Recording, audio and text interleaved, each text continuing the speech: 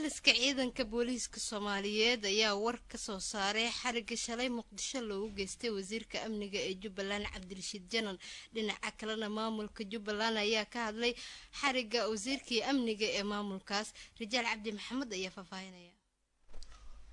taliye ku-xigeenka ciidanka booliiska Soomaaliyeed General Sakiyo Xuseen ayaa ka hadashay xariga shalay magaalada Muqdisho loogu geystay wasiirka amniga ee dowlad goboleedka Jubbaland Cabdirashiid Xasan Nuur Janan xilli uu ku sugnaa garoonka diyaaradaha ee magaalada Muqdisho qoraal ay soo daabacday taliye ku-xigeenka ciidanka booliiska Soomaaliyeed General Sakiyo Xuseen waxay ku sheegtay in ciidanka booliiska Soomaaliyeed ay soo qabteen Cabdirashiid Xasan Nuur oo eedeysan ciidanka booliiska Soomaaliyeed ayaa shalay oo ay taariikhdu ku beegneyd 31 bishii 8 2019 soo xiray eedeysana Cabdirashiid Xasan Nuur Janan kaasoo ku eedeysan dambiyo culus ayay tiri taliye ku-xigeenka ciidanka booliiska Soomaaliyeed General Sakiyo Xuseen sidoo kale waxa ay sheegtay in kiiska loo haysto Cabdirashiid ay haatan baarayaan ciidanka booliiska Soomaaliyeed isla markaana waxyaabaha ka soo baxa baaritaanada ay la wadaagi doonto warbaahinta Cabdirashiid Janan ayaa xeer ilaalintu horay waxa ugu jartay ruqsad ah in la soo qabto inkastoo warqadaasi ay burisay maxkamadda gobolka Banaadir markii bishii Abriil ee sanadkan ay soo saartay warqad looga hortagayo soo qabashada wasiirka amniga ee dowlad goboleedka Jubbaland dhanka kalena war ka soo baxay golaha amniga ee dowlad goboleedka Jubbaland ayaa looga hadlay xarigii shalay magaalada Muqdisho loogu geystay wasiirka amniga ee dowlad goboleedka Jubbaland warka ka soo baxay golaha amniga ee dowlad goboleedka Jubbaland ayaa lagu sheegay inay aad uga xun yihiin falka ay ku dhaaqday dowladda dhexe ee Soomaaliya iyagoo si degdeg ah u dalbaday in loo sii daayo Cabdirashiid Xasan Nuur Janan Jubbaland golaha amniga ayaa sidoo kale xusay in dowladda federaalka ee Soomaaliya ay hareer marayso dastuurka dalka isla markaana ay ku tumanayso awoodii dowladnimo ee lagu talagalay in bulshada lagu adeego Janan ayaa ka mid ahaa wasiirada aadka ugu dhow madaxweynaha dowlad goboleedka Jubbaland Axmed Maxamed Islaam Madoobe waxaana horey lagu eedeeyay dambiyo ku aadan dhanka bini'aadanimada sida rag maxaabiis oo lagu dilay sanadkii 2015 saldhigga degmada Doolow ee gobolka Godo waa markii ugu horeysay oo taliska ciidanka booliiska Soomaaliyeed ay shaaciyaan inay magaalada Muqdisho ay ku xireen wasiir ka tirsan dowlad goboleedyada dalka ka jira ergadii ugu dambeysay ee ka qaybgalaysa shirka dib u heshiisiinta ee loo qabanayo beelaha dega Galmudug ayaa gaaray magaalada Dhuusamareeb ee caasimadda maamulka Galmudug dhinaca kalena maanta waxaa la filayaa ciidamo hor leh oo Amisom ka tirsan in ay tagaan magaalada Dhuusamareeb ee xarunta gobolka Galgaduud Cabduqaadir Jakarta ayaa ka waramaya magaalada Dhuusamareeb oo xarunta rasmiga ah ee dowlad goboleedka Galmudug ayaa maanta waxaa gaaray ergada degmada Cadaado oo qayb galaysa shirka dib u heshiisiinta beelaha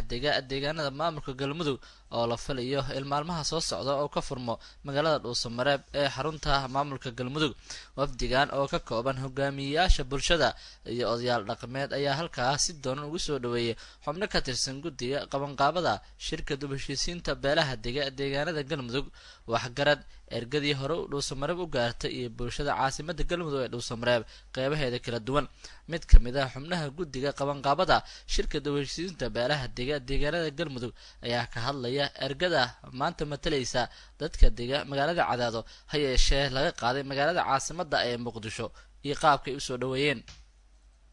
ilbaxnimada walaalahay waxay nin hadii dadka aan laga maarmin oo goob imaanayo gadaal baa la isku dhigaa marka dadka oo dhan dareenkiisa soo jeestaa la yimaadaa maanta idinka u dambeeya waana ku sharfantihiin annaguna waa ku faraxsannahay waa la idin sugahayay dad baa yimid 15 bishii la soo dhaafay ayagana xaal baa la siinayaa dulqaadka ay muujiyeen iyo inta idin sugeen inaan la idinka maarmin waa ogaateen marka sidaa awgeed imaasho wanaagsan Dhuusamareeb oo nabada xubnaha ergada cadaado matalaysa ee maanta gaaray magaalada dhuusamareeb ayaa la dejiyey halkii loogu talagalo waxaana ka mahad celiyaa sidii diiran ee loo soo dhaweeyay iyo siday ugu soo diyaargaroobeen ka qaybgalka shirka dib u heshiisiinta beelaha galmudug magaalada dhuusamareeb ayaa waxaa laga dareemayaa qabaqabadii u dambeysay ee shirka dib u heshiisiinta galmudug waxaana horey halkaas u tegay inta badan ergada iyadoo xubnaha guddiga ee sheegay in shirkaasi uu dhawaan furmi doono dhinaca kale saacadahana soo aadan ayaa la filayaa in magaalada dhuusamareeb ee caasimadaha galmudug ay gaaraan ciidamo hor leh oo ka tirsan kuwa amisom gaar ahaan kuwa Ethiopia kuwaas oo lagu xoojin doono ciidamo ka tirsan amisom oo shalay halkaas gaaray gaar ahaan kuwa Djibouti ee loo yaqaan hil walaal ciidamada Ethiopia ayaa saacadaha la filaya la soo aadan la sheegay inay tagi doonaan magaalada dhuusamareeb isla markaana ay qayb qaadan doonaan sugidda amniga magaaladaas iyo sidoo kale sugidda shirka dib u heshiisiinta beelaha deegaanada galmudug iyo doorashada la filay in dhawaan halkaas ay ka dhacdo waxaana arrintan isku raacay taliska amisom ee Soomaaliya iyo wasaaradda amniga gudaha ee xukuumadda federaalka Soomaaliya iyadoona maalmo ka hor sidoo kale booliiska Soomaaliya ciidamo ka tirsan la geeyay magaalada dhuusamareeb oo ah xarunta rasmiga ah ee maamulka galmudug markana Kenya waxa ay sheegtay in xayiraada diyaaradaha ee Kismaayo dowladda federaalka iyada ay ku beegsanayso ubax maxamed nuur ayaa warkan inoo sii faafaynaysa warkeyska Daily Nation ee ka soo baxa dalka Kenya ayaa sheegay in go'aanka dowladda federaalka ee Soomaaliya ay ku amartay in diyaaradaha degaya ama ka baxaya Kismaayo maraan Muqdisho ay tahay ujeedo ka dhan ah dowladda Kenya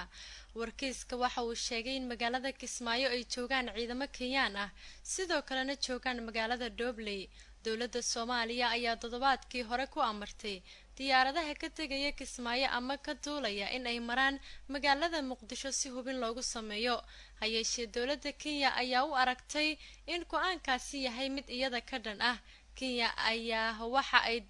waxa ay dadaal xoog leh ugu jirtaa sidii kiiska badda loogu dhameyn lahaa meel aan maxkamad ahayn laakiin maxkamadda kiiskaasi gacanta ku haysa ee ICJ ayaa sheegtay in dhageysiga wareegka ugu dambeeya uu bilaabanayo 9 bishan September kuna egyahay 13 isla bishan September Puntland ayaa ku amartay goobaha waxbarashada iyo caafimaadka inay isdiiwaan galiyaan Puntland ayaa ku amartay goobaha waxbarashada iyo caafimaadka inay isku diiwaan galiyaan muddo kooban gudaheed maamulaha canshuuraha bariga ee gobolka bari ee wasaaradda maaliyadda ee Puntland Cabduqaadir Liibaan Cismaan ayaa sheegay in muddo 15 cisho ay filayaan inay isku soo diiwaan galiyaan goobaha waxbarashada iyo caafimaadka ee deegaanada Puntland sidoo kale waxa uu sheegay in ay rabaan dadka u shaqeeyana inay soo gudbiyaan liisaskooda waxaan ka codsanayaa madaxda shacabka sharafta leh marka koowaad iyo marka labaad iyo mar saddexaad ba ka codsanaya in cashuurta bixiyaan dhammaan shirkadaha ganacsiga goobaha caafimaadka goobaha waxbarashada bahda waxbarashada jaamacadaha iyo dugsiyada sare waxaan ka codsanaynaa in ay ku soo gudbiyaan liiska macallimiinta wax ka dhiga dugsiyada sare iyo jaamacadaha muddo 15 casho gudahood si loogu bilaabo bayrolkay lagu waajibay cashuurta ay dowladda taxation-ka ahaa kaasi wuxuu ahaa maamulaha canshuuraha bariga ee gobolka bari ee wasaaradda maaliyadda ee Puntland Cabduqaadir Liibaan Cismaan oo sheegayay in la rabo goobaha waxbarashada iyo caafimaadka inay isku soo diiwaan galiyaan muddo kooban gudaheed markana hay-adda Hormuud Foundation ayaa shaacisay ardayda ku guuleysatay deeq waxbarasho oo ay bixinayso oo imtixaanaad ay u galeen ardayda qaar Cali Xasan Cali ayaa warkan inoo faafaynaya hay-adda Hormuud Telecom Foundation ayaa maanta shaacisay 30 arday ee ku guuleystay deeq waxbarasho ee heerka koowaad ee jaamacadda oo ay bixinayso munaasabad lagu shaacinayay ardayda guuleystay ayaa waxaa ka qayb galay ardayda guuleystay waalidiinta ardaydaasi dhalay madax ka socotay shirkadda Hormuud iyo marti kale deeqdan waxbarasho ay bixinayso Hormuud ayaa waxaa imtixaan u galay 300 arday oo ka kala yimid gobolada dalka iyo magaalada Muqdisho kuwa oo sanadkan iyo sanadkii ka horeeyay soo dhameeyay dugsiga sare ee dalka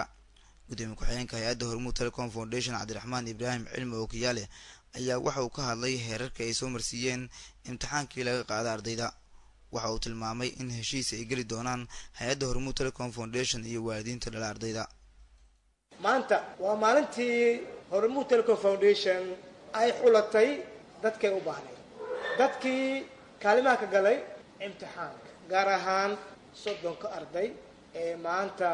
halkan xafladooda aan u nimid waxaan kaloo sameynay runtii imtixaanka aan saxaynay markii macallimiinta ay saxeen in haddana dib aan anakii aan u jeegaray si aan u hubino ardayga natiijada la siiyey inay sax tahay si aan u hubino alxamdulilah waa ku guulaysanay runtii